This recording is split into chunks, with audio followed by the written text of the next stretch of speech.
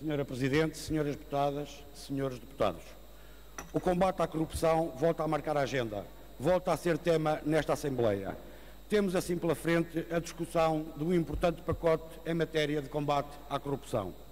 Um vasto e largo conjunto de propostas, que vai desde o reforço do controle de acréscimos patrimoniais não justificados ou não declarados dos titulares de cargos políticos e equiparados, mas também pela transparência dos titulares de cargos políticos e altos cargos públicos, até ao enriquecimento ilícito ou injustificado, passando ainda pelo reforço ao combate à criminalidade económica e financeira e pela extinção dos centros offshore.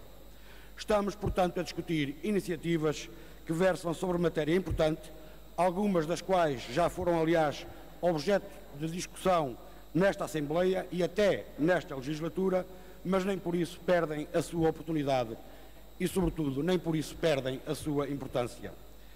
Apesar de serem vários os projetos em discussão, todos eles convergem de uma forma ou de outra num único propósito e num só objetivo: combater a corrupção. Um combate que se impõe por imperativos éticos, um combate que se impõe para melhorar a nossa democracia, tornando-a mais transparente e atribuindo mais rigor à gestão da coisa pública, um combate para credibilizar as instituições da nossa democracia. Mas também um combate na defesa e na afirmação de uma cultura de responsabilidade. Em jeito de antecipação, mas certamente sem surpresa, porque os verdes estiveram sempre de acordo com as propostas aqui discutidas no que diz respeito ao combate à corrupção, os verdes acompanham globalmente todas as iniciativas legislativas hoje apresentadas e acompanham, portanto, os restantes grupos parlamentares neste elevado combate que é o combate à corrupção. Sem prejuízo da importância que as outras propostas revestem, os verdes pretendem destacar, por um lado, o conjunto de iniciativas que incidem sobre o enriquecimento ilícito ou injustificado e, por outro, aquelas que procuram reforçar o combate à criminalidade económica e financeira através dos centros offshore. De facto, na nossa perspectiva, estas duas matérias assumem uma importância absolutamente decisiva no combate que todos reconhecemos ser necessário travar. Comecemos pela criação do crime de enriquecimento ilícito ou injustificado, aplicável quer a funcionários públicos, quer a titulares de cargos políticos. A criação deste tipo criminal pode não ser a solução para acabar com a corrupção, que certamente não será, mas reveste uma importância decisiva para o sucesso no seu combate. Na verdade, a impunidade com que os cidadãos tantas vezes vão assistindo perante o enriquecimento estranho de pessoas que exercem funções públicas não fragiliza apenas a ideia de justiça, acaba por descredibilizar também o conjunto das instituições democráticas, criando fortes desconfianças sobre o seu funcionamento. É também por isso que entendemos que a transparência que deve nortear a gestão da coisa pública e, sobretudo, a responsabilização das pessoas que têm essa missão perante os cidadãos exige, a nosso ver, a criminalização do enriquecimento ilícito.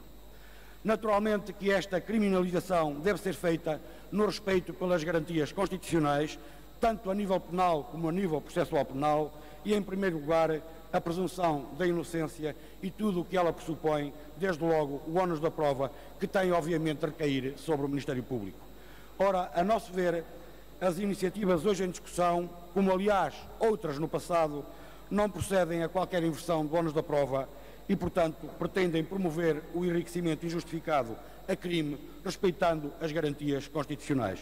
Bem sabemos que o texto aqui aprovado em 2012, também com os votos favoráveis do Grupo Parlamentar do Partido Ecologista aos Verdes, acabou por ser declarado inconstitucional, apesar de entendermos que essa proposta era ao Ministério Público que, no âmbito dos seus poderes de investigação, competia fazer a prova da desproporção entre o património e os rendimentos normais que decorrem do exercício de determinada função, e se essa desproporção fosse obtida de forma lícita, estaria, obviamente, excluída a ilicitude.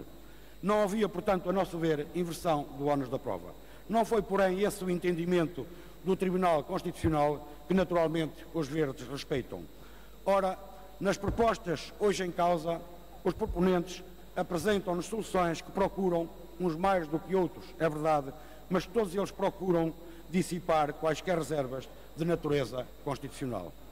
No projeto de lei do PSD-CDS, que a nosso ver é o único projeto que poderá apresentar um mínimo risco quanto à sua conformidade constitucional, mas que ainda assim se procura não só promover uma melhor e mais detalhada identificação dos bens jurídicos tutelados, como se caracteriza ainda com maior precisão o comportamento censurado, e isto para além de se reforçar a garantia de que a prova dos elementos do crime compete exclusivamente ao Ministério Público.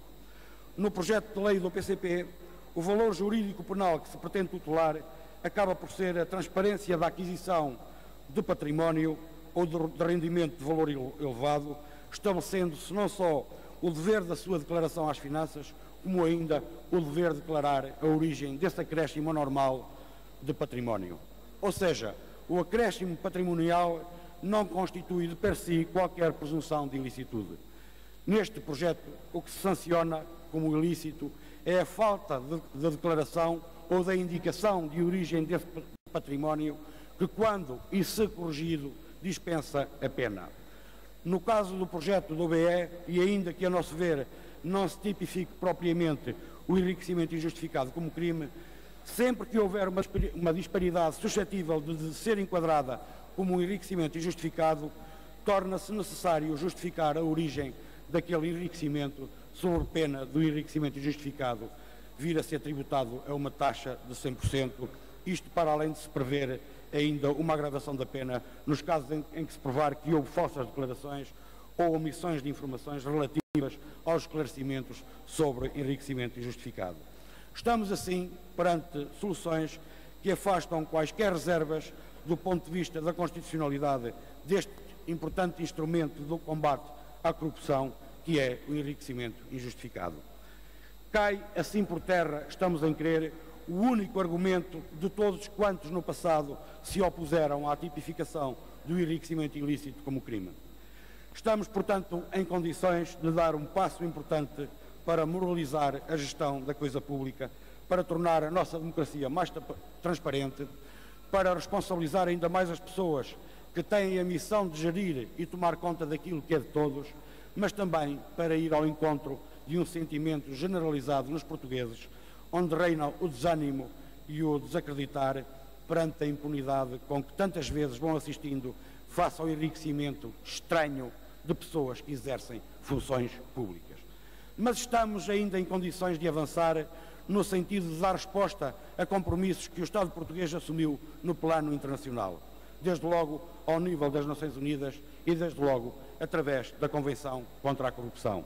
De facto, nessa Convenção das Nações Unidas, também conhecida como Convenção de Mérida, o Estado português assumiu o compromisso de introduzir o crime de enriquecimento ilícito na sua arquitetura legislativa em matéria penal. Recordo que esta Convenção subiu ao plenário nesta Assembleia em junho de 2007, tendo sido ratificada em setembro do mesmo ano. E quando aqui foi colocada à votação para ratificação, essa importante Convenção das Nações Unidas, através da qual Portugal assumiu o compromisso de elevar o enriquecimento ilícito a crime, essa Convenção mereceu a concordância de todas as bancadas deste plenário. Vamos, portanto, esperar que os projetos hoje em discussão sobre esta matéria tenham o mesmo desfecho.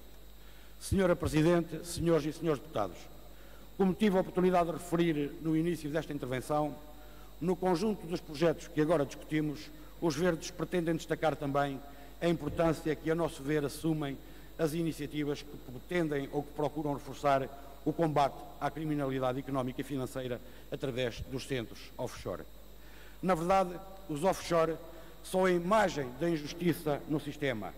Enquanto uns poucos vivem em paraísos fiscais, a maioria das pessoas vive num verdadeiro e penoso inferno fiscal.